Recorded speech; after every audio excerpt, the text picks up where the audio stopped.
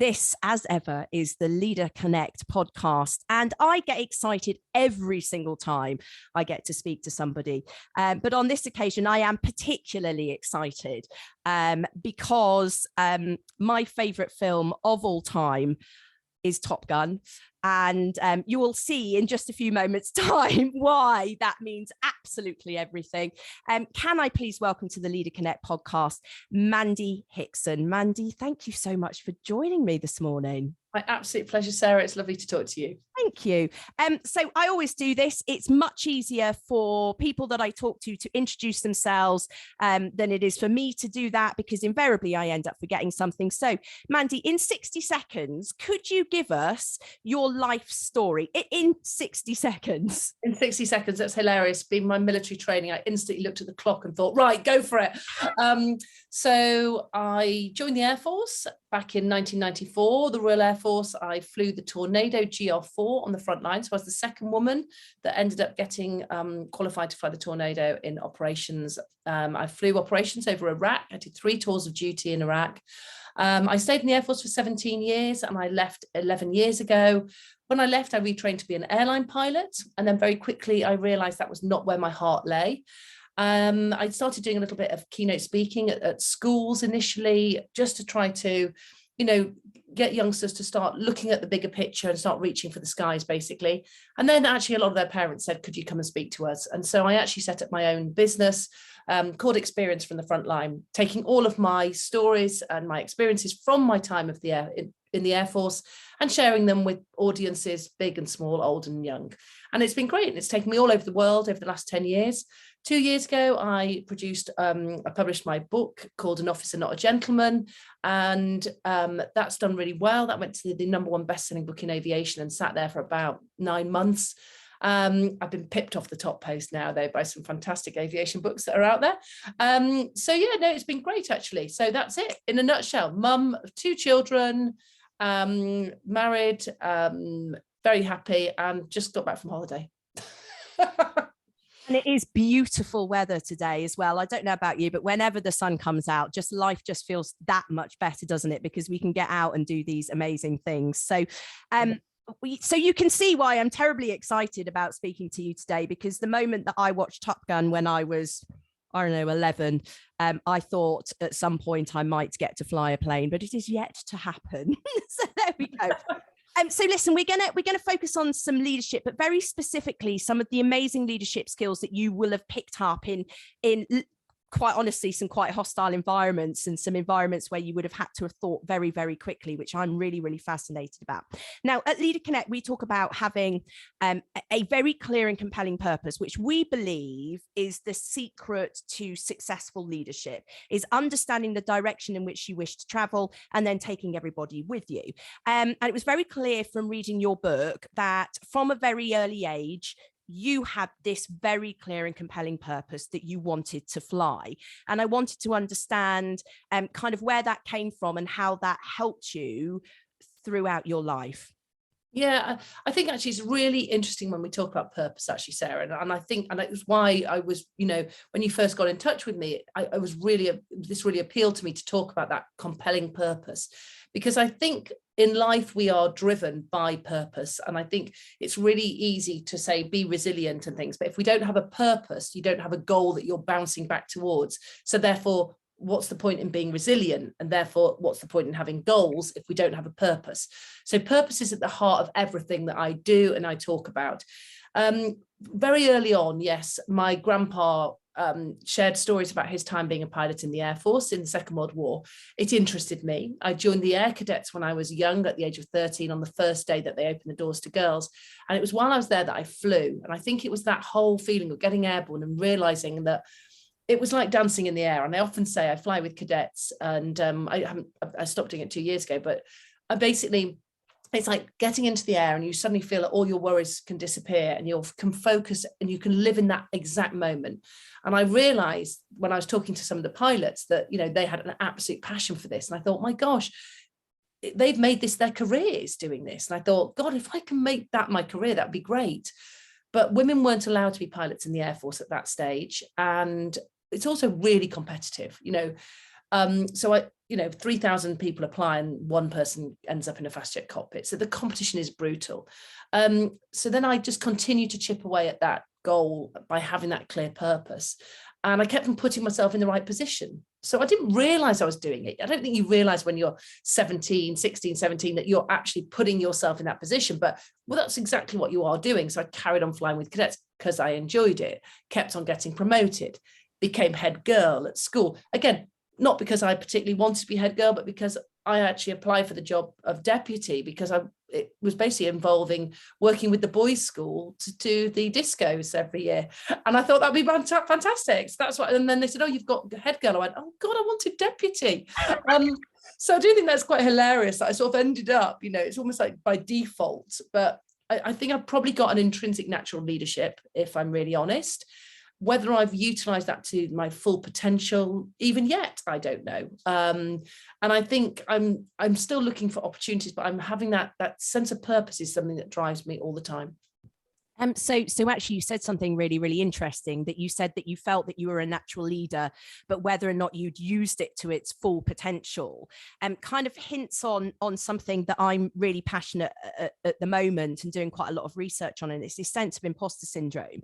And I spoke to Jordan Wiley a few weeks ago, who's an adventurer, and how he kind of has this concept of, well, I would never necessarily call myself a leader or an adventurer or whatever, even though I am. So do you believe that you are a leader, or if you don't, what is it that kind of stops you from necessarily saying that, or can you dig a little bit deeper into this sense of why you feel that perhaps you haven't used that to its full potential yet? Yeah, and I think imposter syndrome is a really interesting one, and I think it's been highlighted a lot more recently. And I think when I wrote my book, actually, I really recognized that actually I probably suffered from imposter syndrome the whole of my life. It was brought about, I think, initially when I tried to join the Air Force and I failed all the aptitude tests, not once but twice, and you're only allowed to take them twice. And actually, through a lot of persuasion and a lot of people fighting my corner, actually, from the University Air Squadron, which I joined, they took me on as a test case, because at the time they couldn't understand why a lot of women were failing these tests and compared to men, and as they'd only just opened the doors to them. So when I found out I was taken on as a test case, it was almost like I was being set up to find out. They wanted to see how far I got before I failed.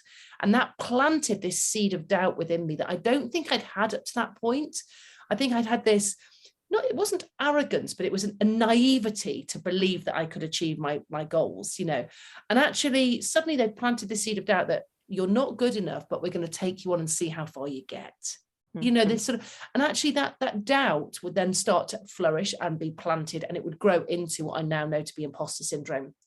Because every time I would struggle in the Air Force at any time, be it flying, or socially, I'd always think, oh my goodness, this is the moment I get caught out. And I think a lot of people do suffer from this.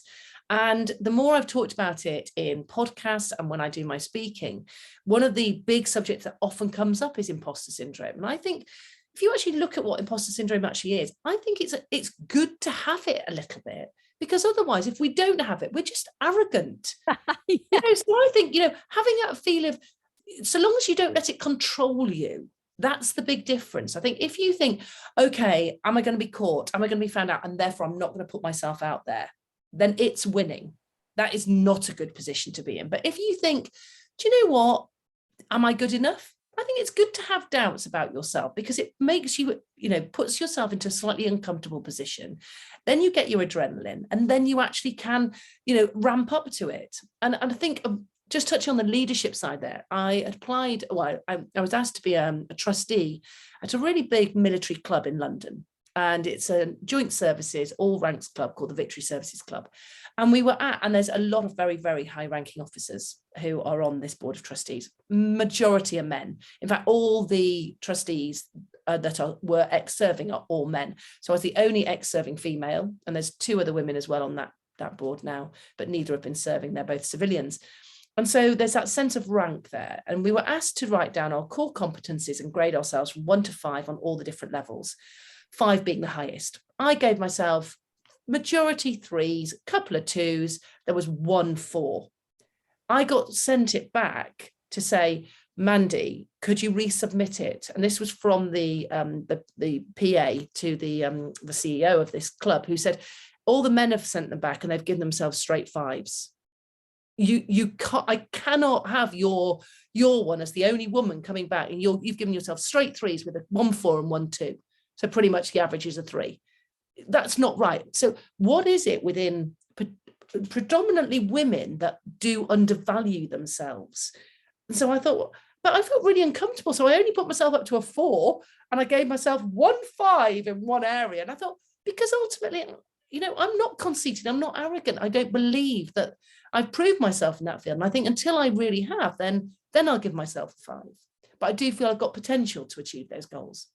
Yeah, and I think some of it's about, so imposter syndrome can be a great motivator as well. So always feeling that there's a little bit more I can do. There's a little bit more I can do. And I know certainly in my career, very different to yours, but I had a pretty successful broadcasting career, all men. And yeah, and I don't think in exactly the same way, I don't think that I necessarily believed that I was actually doing what I was doing, but it was a great motivator. It kept me pushing and pushing and pushing. Certainly nobody believed that I was going to achieve what it was that I set out to achieve.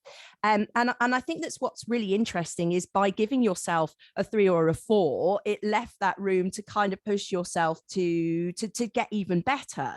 Whereas if you're at 5, where do you go? Because there's nothing above 5. But it's almost like saying I'm perfect. Just like, no, we've all got room to grow. So this is a fairly similar question actually that I'd written down, and I put, why do we as women often default to the backseat position, kind of leaving a lot of our aspirations behind? You know, I've had the last time I was behind a microphone was probably 10 years ago, and I'd avoided doing it for a very long time for many reasons. I got married, had kids, all of those kind of things. But I just wonder why we kind of feel that we have to default to kind of not pushing ourselves as much as the men. Okay, so there's a couple of things I want to pick up from that, Sarah. So one of them is that, and I'll refer back now to Sheryl Sandberg's book, Lean In. I really like this. Have you read it, Sarah? I've read bits of it. I've got a great big pile here, about 200 books, including that. Awesome. Okay, well, mine, there you go. I've got hundreds to blooming read. And well, there's a part of it that I really liked, which is where she talks literally about the leaning in towards a career. And she said, you know, life is no longer this career ladder. So we need to lean in when we can, because what we don't want to do is, for example, if you were thinking, you join a company and you think, okay, in 5 years' time, I might want to have children, and therefore I don't want to take that promotion because actually I then don't want to have the extra work when I'm a new mum and blah. And so we lean out from it. But then it means when we do take that period of time off, be it through maternity or perhaps a sabbatical, you haven't got a driver to pull you back towards it. Because guess what? You were undervaluing yourself in the first place.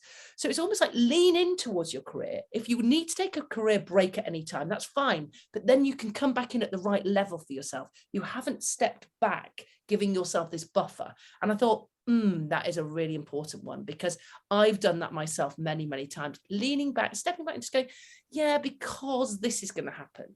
But she also said, and it's this great analogy, and for anyone who is a parent out there, they'll know the jungle gym, you know, where you take your kids to when it's raining and there's chips and there's bits smashed into the plastic. Anyway, the kids love them, and there's a lot of those guns that make horrible noises constantly. You're trying to work. I'm absolutely convinced that that's where COVID began. I'm sure it is. I mean, it was like a fostering environment for it. But she said, you know, don't think of it as this ladder, career ladder. I want you to imagine it as a jungle gym. And I thought, oh, I love that. She said, occasionally you'll find yourself literally on the cargo netting, clinging on, hoping not to be falling into the pool pit below, whilst your children are probably firing the bullets from one of those big gun things at you, hitting the polystyrene balls. And then occasionally you'll go, I can step back on my ladder now. And I think it's great to think like that. And so I believe, and you've sort of said you'd stepped away from broadcasting for 10 years. And it's like, why have you actively sought out now doing a podcast, getting back in towards it? It's your stepping stone back in, and it's re-engaging your brain into that right area, isn't it? And I think it's about doing the right thing at the right stage of life for yourself. So when I chose not to go into the airlines, when I left the Air Force, I got my commercial pilot's license. I spent £20,000 on it, for goodness sake. But I had a 4 and a 5-year-old boys at home, and my husband was an airline pilot. I just thought, it's just not going to work for us both to be doing that job. And actually my heart was not in it. And I thought, right, what else can I do? And that's when you have to dig a bit deeper sometimes to say, I want to find a job and a career. And for many years, I would take more local work. I would do different things. I became a facilitator in human factors within the aviation sector, which I absolutely loved. And I'm now basically putting together a second book all around those areas, actually. But now my boys are 17 and 18, 6'5" and 6'4". They look down on little mummy at 6 foot tall. And, you know, and basically I can travel, I can go away, I can really re-engage into my career and start doing what I want to be doing at the right stage. And so I think it's about recognizing that you're not failing. It's not the imposter that's taking over. It's about recognizing when is the right time for you to engage in it and when's the right time to step back. That is just fabulous wisdom that I think that we can all kind of take on board, because you do feel that you think I've left it behind, but the leaning in concept is just beautiful. I'd like to go back to the hanging onto the cargo net and stuff being fired at you and the ball pool and all of that, which beautifully leads me into kind of your experience in the air. And I want to talk about decision making, because we all struggle with making decisions. Sometimes when we've got too much time, it's really hard to make decisions. But also sometimes when we're faced with really, really tricky things that are happening around us as leaders, we either make a decision and then kind of think, oh, I've made the wrong decision and overthink it, etc., etc., or even worse, we make no decisions at all. So you've been in many, many positions where you've had to make decisions very, very quickly, decisions that have a huge impact. And I just wanted you to talk us through your decision-making process, and how some of those decisions that you've made in the air are relatable to the decision-making process that we could be making on the ground. Yeah, so again, this is something that aviation as a whole, so not just military aviation, but commercial aviation as well, they've really looked into this as a human element as well, because they recognize that if you've got a crew, say, of 2 people, they're sitting next to each other, when someone sees something, so if you and I were sitting together in an aeroplane, Sarah, I would see something, that something's happened. I would instantly build up a mental model of it. And you would see something, but you would see something very different because you have a different level of experience. You haven't seen it before. I've seen it before. I know what I'm looking at. I will then make a very quick decision, but you're not involved in that decision. And so actually they've designed a decision-making model called TDODAR. And it's used across the whole of aviation. You might have heard of the OODA loop that is used in the military. I really like TDODAR as well. So the first thing we do is we say, how much time do we have? Now, time in aviation can be very quick. In business, it can be a bit more lengthy. So by saying, okay, we have got 20 minutes to make this decision, or I have got 4 days and I want to come up with the best solution to this. The next thing that you do is you diagnose the problem. Now, this is where the interesting stages of leadership and communication come in as well, because if I'm the leader and I'm seeing a problem in front of me, it's very easy for me to say, Sarah, this is the problem. And you will immediately, because the hierarchy is there, because there's a gradient, because you think Mandy's got loads more experience, you'll go, oh, okay, that is what I'm seeing as well. I might have got it wrong. You know, that's not unusual. Mm-hmm. And often people with experience will make the wrong judgment because they have seen something before. They instantly think it's that confirmation bias will come in and they make a decision based on something else. Someone that's got a little experience might say, hold on a minute, that doesn't quite ring true. But if you're the leader and there's a gradient there, it's not necessarily that creating the right environment. So when you diagnose the problem, I would ask, what are you seeing, Sarah? And you would say, well, I'm seeing that you've got a left engine fire, Mandy. Shall we action it? And I'll say, I'm seeing the left engine fire as well. Right. Okay. So now we're both starting from the same mental model. The next thing that you do is you say, what are the options we've got? Okay. Again, I don't tell you, I don't contaminate you with my thinking about what we should do, because often at this point, you'll be coming up with loads of different things. And when I come up with an option, I then pressure test it by going, I just call it Bran in the back of my mind, but benefits of it, risk of it, is there an alternative, or should we do nothing? So each option I come up with, I say, what is the benefit? What's the risk? Alternative, do nothing. And so it's that whole quickly coming into that pressure testing of the options. Once I've got all the options from my team, I bring them all together, I assimilate them, and I make a decision. So it's not a collaborative decision-making model. I'm not saying that we're all going to make this decision together. There is still a leadership structure. And it's really important that, because that's where you sort of blow away this fallacy of, oh, it's just collaborative and we're just going to talk the whole time. Once the options have come in, leader makes the decision, he assigns or she assigns the tasks and then reviews it. And I always think the review stage is really important. Give me a reason not to. So we don't go through that sunk cost fallacy where we go, I've joined a gym, I've paid the money for 3 months, I'm just going to carry on doing it because I've invested, once you've invested time and effort into something, it's easier to sometimes carry on. Yes. Actually assessing it and saying, give me a reason not to, is a really good point. And then you can go back to the start and say, is it the right decision? So TDODAR, time, diagnosis, options with Bran on the side, make a decision, assign the tasks and review it. Now, I learned that when I was in the military. I've used it in business. I've used it in real life. I use it all the time. And I run through that all the time in my own mind. And I found it really, really helpful to have that because everybody knows where you're up to on that.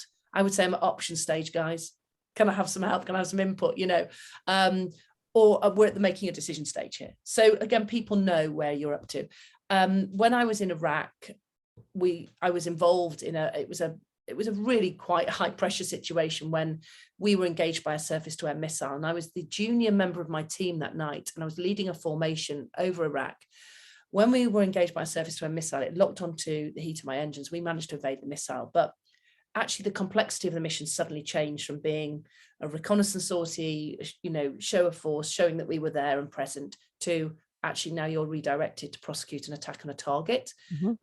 Now that's completely changed the mission that we were on. It's 2 o'clock in the morning. You've been up since 7 a.m. You're tired. Adrenaline's flowing. You've just been shot at.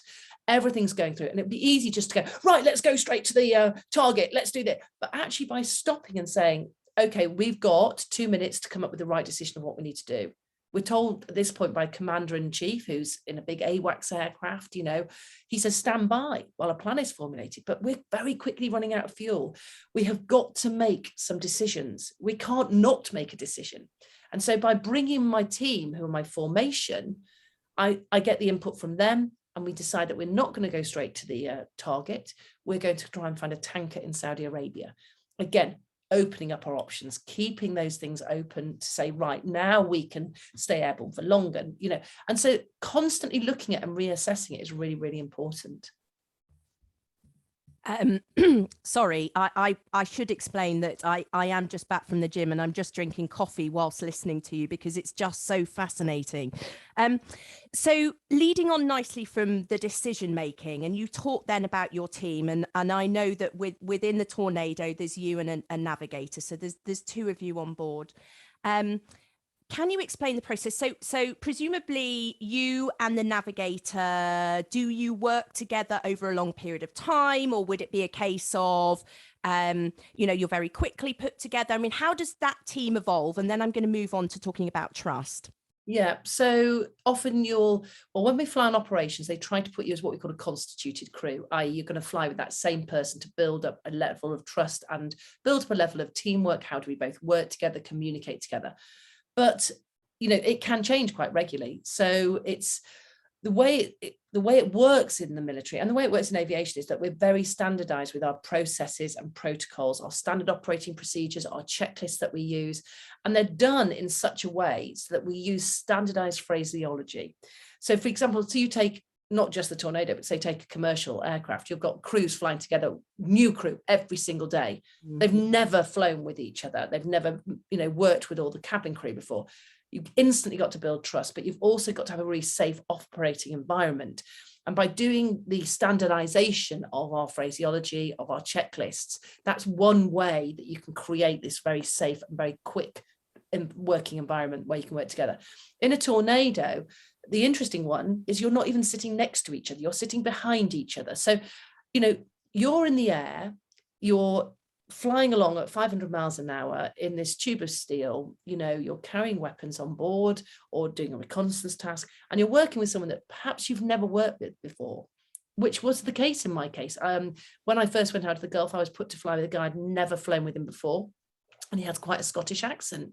And it was unbelievable, because I would really struggle to understand what he was saying. It was like, we're both from the UK. And it's like, I was like, I'm really sorry, can you just speak slower? Because he would be running through a checklist and I couldn't hear what he was saying. And so this is a very interesting one. And, you know, there's all these different things when you look at all the communication models. There's Albert Mehrabian, who says, you know, it's 38% is this, 7% only is words, you know, and it's all in our movements and our tone and all of these sorts of things. And there's so many different studies. The reality is that when you're flying, you can't see anybody, so you can take out body language. Your tone, you're on a radio, it's all about being accurate, brevity and clarity, very short, sharp, standardized phraseology. So you can sort of take out tone a bit. So guess what? Your words are really important, and it's really important to get the right words. So again, building of that trust is really, really important. So I think it's about working on the ground to ensure that you are building that relationship before you get airborne as well. Yeah, I couldn't agree more. We'll look at communication in just a few moments' time, because we have a great model that we use here in Leader Connect, which I think that in the military we're very good at getting through very, very quickly. But I'd like to do the sandwich now, which always makes me feel slightly hungry. But the sandwich is, of course, the short kind of quick fire questions that I'm going to fire at you just to find out some more and slightly daft, but seemingly quite important things about you. So here we go. What is the tune that without fail would get you up and dancing? Oh, Killer's Mr. Brightside, every single time. But I do quite like a little bit of Chumbawamba, I Get Knocked Down. Wasn't expecting that, but there we go. Oh, there you go. What is the most recent book that you've read? Oh, God, I read 2 on holiday, but they were really holiday. Oh yes, but those are the best. I'm just trying to think what they were called. They're on my Kindle, you know, when you just like turn past the Life Gives You Lemons was one of them. But a book that I can really recommend, that if anyone's interested in aviation, I've just read Mike Sutcliffe's book called Typhoon, and it was absolutely brilliant. It was a real page turner. I mean, I can say that because obviously he's taken me off the bloody #1 spot in aviation. So, but it's a really good book, and I've really enjoyed reading it. And another book that I've just started is one called Because I Can by Tim Bradshaw. Again, some really helpful life hacks. You know, an ex-military guy, but some really great ones, and it was only released 3 days ago. So it's brilliant, really good. Because I Can adds to the list, and that I am getting in so much trouble ordering stuff from Amazon at the moment. It's an obsession. So what things do you use to help you manage your life, so that the kind of productivity stuff, because you're clearly very busy, and I'm always fascinated to see how people juggle things?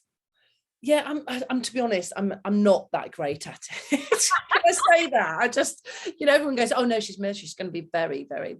I tend to procrastinate a little bit, so I try to catch myself out when I'm doing it. So the first thing I do is I do try and focus on a routine. My husband is ex-Navy, and he is all over his routine. My God, it's ridiculous. But you know, actually, for example, this morning I got up at 7. I went for a walk on the hill. I do that every morning, half an hour. Went straight to the gym. I did an hour of Pilates, and I've done a 45-minute spinning class. And I was back home by 10:15. So that was pretty impressive. By 10:15, I've done sort of 2.25 hours of exercise. So exercise is really important for me. Yes. If I haven't done it by the morning, it ain't happening.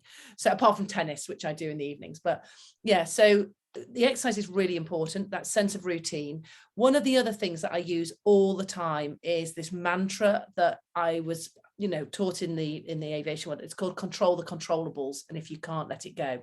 So every time, I want you to all imagine there's a stress bucket, and it's filling up with all these superfluous issues that you have no control over at all, but they really stress you out. It could be even things like, you know, external things like the Ukraine conflict that's going on. Every time I watch the news, I can feel my stress levels building, just feeling the anger about what's going on and all these issues that everyone's facing. I'm feeling a little bit helpless in what we can do to help. But that's filling up a stress bucket, isn't it? what can I control? Okay, so going back to what you can control and taking possession of those really helps me. So especially if you feel stress building on something, you know, quite quickly. And again, I use this. We were coming back from the States when 9/11 happened, and we were literally in the middle of the Atlantic when in thick cloud when we heard that America shut their airspace. And it would have been very easy to go, we have no idea what's happening, you know, go into a state of panic. But by controlling the controllables, it was like, right, we don't know what's happening, but America shut its airspace, aircraft are being turned back, being diverted. What can we do? We can scan the airspace in front of us, clear our passageway through it. So again, I use this hack all the time. Control the controllables, and if you can't, let it go. And it enables you to focus on the priorities at the right time for you. 100%. And we do live in a world where there is so much going on. You know, you can find out about everything and anything at any given time. It's very, very busy, which is why we end up with all of this overload and these things that we can't control. So I think that's really wise. This is a slightly geeky question from me. The best runway to land on, and by best I mean most interesting runway to land on. Can you think of one? Thinking of ones that I have landed on, a really interesting one to land on for myself actually was Goose Bay in Canada, right? Because you get some really extreme weather there. So you can be landing on compressed snow, you can be landing on a contaminated runway where it's flooded, all those sorts of things. I mean, on actual approaches, must have been going into Hong Kong. Oh my God, that was an incredible approach, literally coming through the skyscrapers. They've changed the location of it now. I know, it's a shame, because it was really exciting going into the airport in Hong Kong. I was privileged to live in Hong Kong for quite a large chunk of my childhood, and one of my kind of oldest memories is exactly that, is coming into land with the skyscrapers either side, and you could virtually see what people were watching on the TVs. It was crazy. Unbelievable. Oh, I was blown away the first time I landed. I was in the Air Force actually, but I was going out to Australia, and the first time I landed, it was in a commercial aeroplane, but I just couldn't believe it that there was this incredibly huge airfield right in the middle of the city. Yeah, fascinating.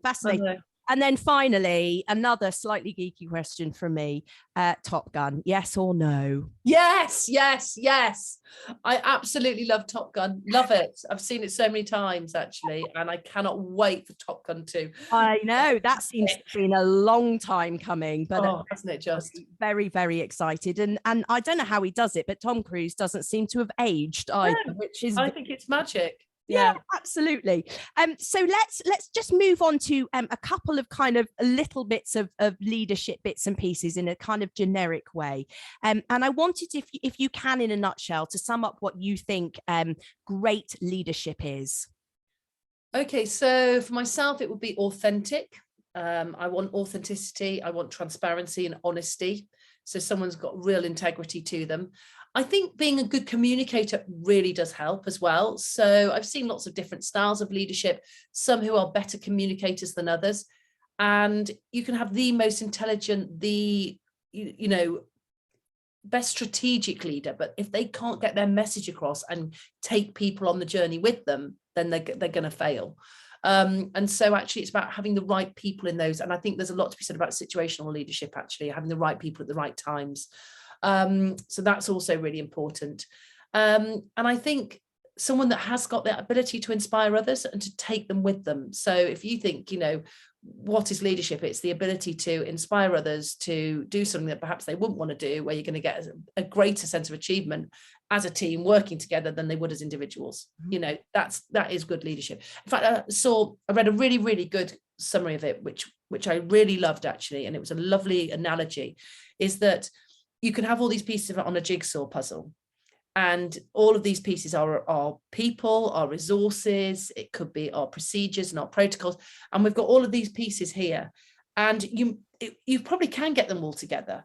But what the leader does is provide the picture, the context, that they actually suddenly know where they fit in, how they fit in, and how are they part of that greater being, that greater picture that they're seeing. And that's what the leader does. So it's not just somebody that's managing those pieces into the lines go here, the corners go here. Actually, they're bringing the whole thing together in context. I love that idea. And I think that certainly when I was younger, I felt that being a great leader meant that I had to be absolutely knee deep in everything that was going on. And that concept of just bringing the picture together and understanding the bigger picture, we often talk about that, and the authentic leadership. You know, leadership is just plain you, which is a quote that we've overused an awful lot, and it isn't ours, but it's a brilliant one, and it really, really is. And having that ability to communicate, I think, is just so important.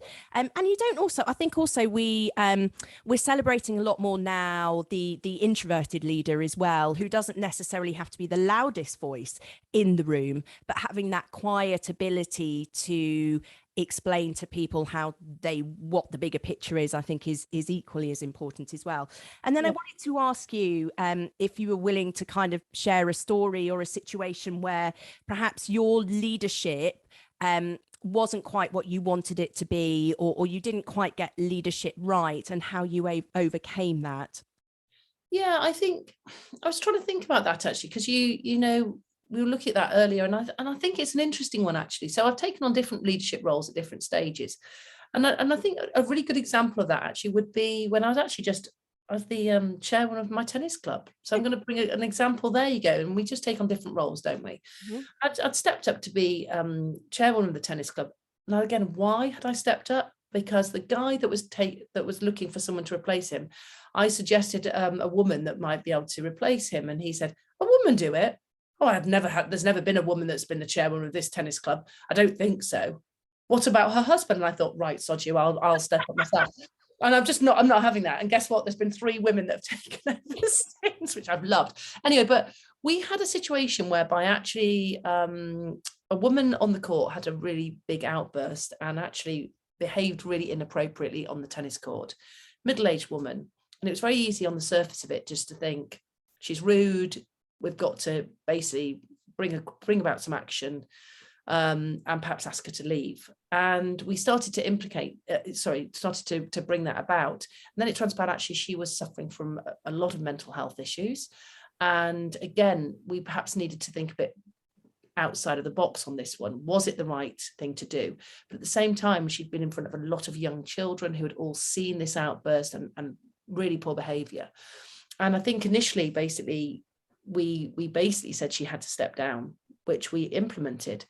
And it was only really when I look back, and it was a couple of months later that she started to send awful text messages, that we realized just the extent of her mental health. And I think the big thing for myself there was that you can look at something on the surface and you can see something, but unless you dig a little bit deeper down, you don't necessarily know the full picture. And I don't think we knew the full picture. And we reacted to something without perhaps all of the information. And therefore, we probably made the wrong decision. And I think, you know, actually, perhaps if we as the leadership team had acted differently, we perhaps could have saved her perhaps a lot of mental anguish down the line as well. And I think that is such a difficult situation, isn't it? And I mentioned the communications pyramid earlier, where, you know, at the bottom of that communications pyramid is that kind of sort of ritual and cliche conversations that we have with people, you know, hi, how are you? And the higher up the pyramid you go, you get deeper into understanding people. And as leaders and as people, ultimately what we want to be doing is getting to the top of that pyramid where we understand more about people. We're really kind of getting into the heart and soul of who they are, and right at the top is peak, which you probably have with your husband. I have with my husband, where I finish his sentences, which he hates, but if I don't finish them, then somebody's going to be offended. But so I think that there's an example of where perhaps understanding people and getting more in. We spoke about the OODA loop and having those conversations, albeit very difficult, helps us to make those decisions, doesn't it? Because we understand why somebody might have done that, or what the reasoning is. But that's an ideal scenario, and sometimes you can't do that. No, exactly that. And I think we didn't talk about the active listening part of it as well. And I think you touched on the introverted leader. And I think, you know, I run sort of sessions, and I run a fun game that we play, and it's like a survival exercise, and everyone has to pick piece of equipment as individuals, and then they do it as a team. And often it's the the loudest person that persuades everyone to go on their certain track with them, and it's not always the right one. And often you've got someone that's the most junior in the team on this exercise that's perhaps seen loads of Bear Grylls or something like that, and they don't feel empowered to argue their case enough to bring about it. And so it really is a restart reminder whenever I do that exercise with teams, is that it's not the loudest person that's the best leader. It's not that. It's not the oldest person. It's not the most experienced. It's about active listening. And actually, as a leader, it's about recognizing that sometimes you can have someone that's perhaps introverted, perhaps they're introverted, or perhaps they're very quiet for a reason. Maybe they're being bullied. Maybe they feel under pressure. They don't feel they've got a voice, to really bring them out of themselves, because they could be your shining star. They could be your subject matter expert that you are overlooking. Absolutely, and really understanding who you've got in the team, and using everybody's talent and helping them to uncover their talents is one of the key parts of being a successful leader as well. And Mandy, I'm going to draw it to a close here and now, and I wanted to say a huge thank you to you, because you have imparted so much wisdom in the last hour, stuff that I'm going to take away. You've mentioned some fabulous books, and we'll make sure that we put those in the show notes as well, so that people can kind of pick those up. I wanted to ask you, are you still flying? When did you last get up in the air? Well, I actually got up in the air in Morocco in a hot air balloon, which was very exciting. And it was with the first female Moroccan air balloon pilot, which was fantastic. So no, but regularly, no, I'm not at the moment, which is, it feels really sad actually. It's sort of the first time in my life I haven't been flying. So when I left the Air Force, I signed up as a volunteer reservist, and I flew air cadets, and I did it for just under 9 years actually. I left just before lockdown, bizarrely. And because the world was really busy, my work was just crazy, and I had 2 teenage boys, and I needed to be around a little bit at the weekends. So I just couldn't be pulled in too many directions. I had to prioritize what was important. But I think as my priorities shift as my boys are getting older and all the rest of it, actually it's something that perhaps I'd definitely love to get back towards doing, and especially want to do the air cadets again, because I don't like young girls turning up and there's still not being very many female pilots around, in fact none. So that Boscombe Down where I fly, and so yeah, it would be really good to do that again. Time to lean back into it when back in, exactly. Absolutely, Sarah, well done. Thank you so much, Mandy. It's been lovely to speak to you. Great to talk to you too. Thanks so much, Sarah.